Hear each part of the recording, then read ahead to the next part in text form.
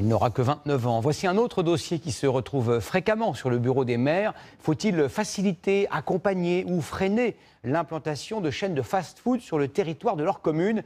À Millau, dans l'Aveyron, c'est une vieille histoire, presque un éternel recommencement. Reportage Élise Stern et Noélie Claire. Affiché depuis le 11 mai, ce panneau ravive des souvenirs à Millau. Un permis de construire pour un Burger King dans la ville qui fut au cœur de l'opposition à McDonald's en 1999. Ces manifestations avaient marqué l'opinion publique. Pourquoi je suis là? Parce que je suis un Aveyronnais de souche et que je ne voudrais pas que ce pays disparaisse totalement. 20 ans plus tard, McDonald's est pourtant bien installé à Millau. Dans la ville de 22 000 habitants, c'est pour l'instant le seul fast-food. Déjà trop pour ces militants à l'origine d'une pétition contre Burger King.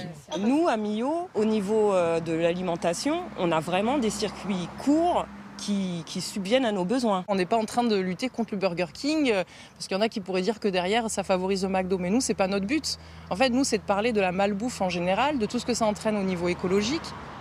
La nouvelle enseigne serait implantée ici, à 500 mètres de sa concurrente. Sur ce terrain de 3300 mètres carrés, le fast-food comporterait 140 places assises et 40 places de parking au cœur de ce quartier résidentiel. J'habite la deuxième maison en bas de la rue. On se doute de ce que ça va faire, un totem burger, une enseigne burger, des places de parking. C'est bien.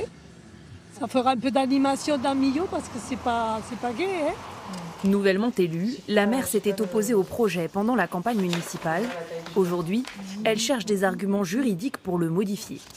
Quand on est maire, on n'est pas là pour interdire l'initiative privée.